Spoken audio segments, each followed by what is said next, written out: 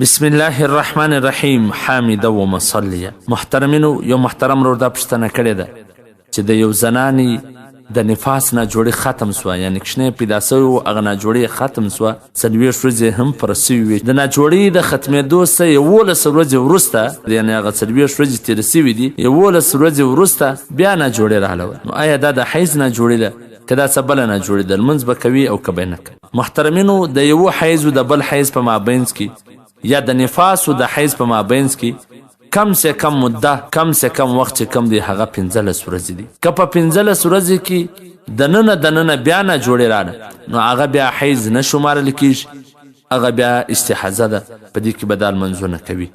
دا اوس ته وایي 11 ورځې بعد راغله، نو 11 ورځې بعد چې راغله دا استحاضه ده، دا به په دې کې خپل منځونه کوي او که روژه و روژه به هم نسي.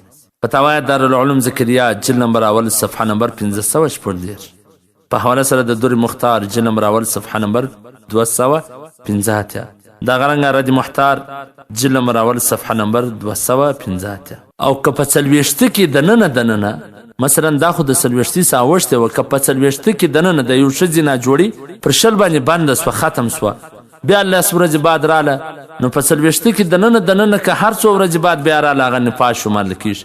دا کومه مسله چې ده دا د 40 څخه وتلې خبره ده. والسلام.